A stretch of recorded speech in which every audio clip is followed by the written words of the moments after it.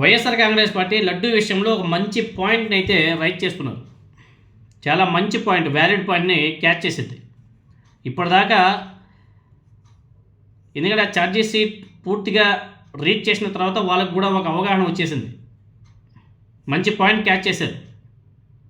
ఇప్పటి వరకు కూటమి, తెలుగుదేశం పార్టీ నాయకులు, వాళ్ళ మీడియా వైసీపీ మీద ఎదురుదాడి చేశారు. ఇప్పుడు వైసీపీకి మంచి మంచి అస్త్రాలు దొరికాయి. ఇప్పుడు తెలుగుదేశం పార్టీని ఇరికించే ప్రయత్నాలు చేస్తుంది. కూటమి ప్రభుత్వం ఇరక్కిపోయింది అడ్డంగా. ఎందుకంటే వాళ్ళే రైట్ చేశారు, వాళ్ళే అడ్డంగా ఇరక్కిపోయారు. ఇక్కడ గమ్మత్తైన విషయం ఏమిటంటే, కల్తీ జరిగింది నెయ్యిలో ఎప్పుడు, ఎవరు అధికారంలో ఉన్నప్పుడు జరిగిందనేసి ఒకసారి పరిశీలన చేస్తే, ఏపీలో 2024 జూన్ 12వ తేదీన చంద్రబాబు నాయుడు గారి కూటమి ప్రభుత్వం అధికారంలోకి వచ్చింది. ఆ తర్వాత జూలై 6వ తేదీన తిరుమల తిరుపతి దేవస్థానానికి 2 ట్యాంకర్ల నెయ్యి వచ్చింది.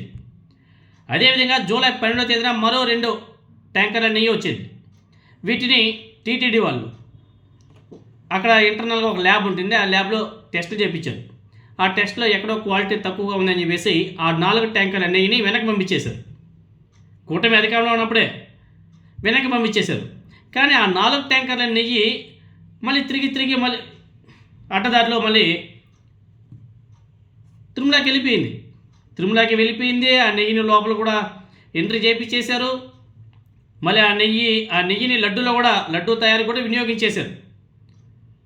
రిజెక్ట్ అయినటువంటి నెయ్యి మళ్ళీ యూటర్న్ తీసుకొని అడ్డదారిలో మళ్ళీ వచ్చి ఎంట్రీ అయిపోయి లడ్డూలో కూడా వినియోగించేశారు. ఇక ఆ లడ్డూలనే పరీక్షించి కల్తీ జరిగింది అనేసి కూటమి ప్రభుత్వం మాట్లాడుతుంది. ఇందులో జంతు కొవ్వు కలిసిందని చెప్పేసి కూటమి పెద్దలు సెప్టెంబర్ నెలలో ఆరోపించింది. వీటి పరీక్షల తర్వాతనే కదా, ఈ పరీక్ష వచ్చిన తర్వాతనే కదా వీళ్ళు ఇవి కలిసాయి అని చెప్పి మాట్లాడింది. మరి ఎవరి హయాంలో కలిసింది? ఎవరి హయాంలో ఆ నెయ్యి లోపలికి వచ్చింది? ఎవరి హయాంలో ఆ నెయ్యి మళ్ళీ రిజెక్ట్ అయితే మళ్ళీ యూటర్న్ తీసుకొని మళ్ళీ వచ్చింది? వీళ్ళు అధికారంలో ఉన్నప్పుడే కదా. ఇక సిబిఐ ఆధ్వర్యంలోనే సిట్, అందులో పామాయిల్ నూనె, రసాయనాలు ఏదో కలిసాయని చెప్పేసి చెప్పింది కూడా వీటి బేస్ చేసుకునే కదా. అంటే ఈ లడ్డూల కల్తీ జరిగింది అన్నది ఎప్పుడు అంటే కూటమి ప్రభుత్వం అధికారంలో ఉన్నప్పుడే. ఇప్పుడు ఇదే పాయింట్ని వైఎస్ఆర్ కాంగ్రెస్ పార్టీకి చెందినటువంటి అనేక మంది నాయకులు, అదేవిధంగా మాజీ మంత్రి విడుదల రజనీ గారు కూడా కూటమి ప్రభుత్వాన్ని ప్రశ్నిస్తుంది.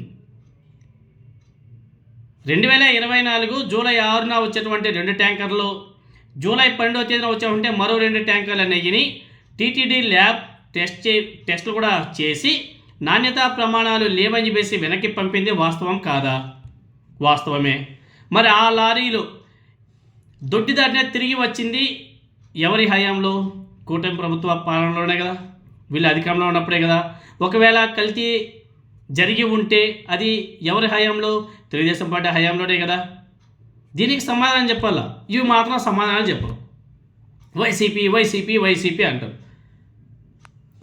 ఈ కల్తీని చూపించి 5 ఏళ్ల వైఎస్ఆర్ కాంగ్రెస్ పార్టీ హయాంలో అంతా కల్తీయే జరిగిందని చెప్పేసి, లడ్డూలు మొత్తం అలాగే తయారు చేశారని చెప్పేసి కూటమి పెద్దలు ఆరోపిస్తూ వస్తున్నారు. దీని మీద ఒక పాడ్కాస్ట్లో ఇంటర్వ్యూలో కూడా తమ్మారెడ్డి భరద్వాజ గారు ఇదే డౌట్ని ఆయన వ్యక్తం చేశారు. కల్తీ లడ్డూలు అంటే వైఎస్ఆర్ కాంగ్రెస్ పార్టీ హయాంలో ఏమైనా సరే వాటిని పట్టుకొని పరీక్షలు చేయలేదు కదా. మరి ఏ బేస్తో వైఎస్ఆర్ కాంగ్రెస్ పార్టీ హయాంలో కల్తీ జరిగిందని చెప్పేసి చెప్తున్నారు? మీరు టెస్టులు చేయించింది మీ హయాంలోనే కదా, తెలుగుదేశం పార్టీ అధికారంలో ఉన్నప్పుడే కదా. మరి కల్తీ జరిగింది మీ హయాంలో కదా, మరి వైసీపీకి దీనికి సంబంధం ఏమిటి అనేసి తమ్మారెడ్డి భరద్వాజ గారు ఒక పాడ్కాస్టింగ్లో చెప్పడం జరిగింది.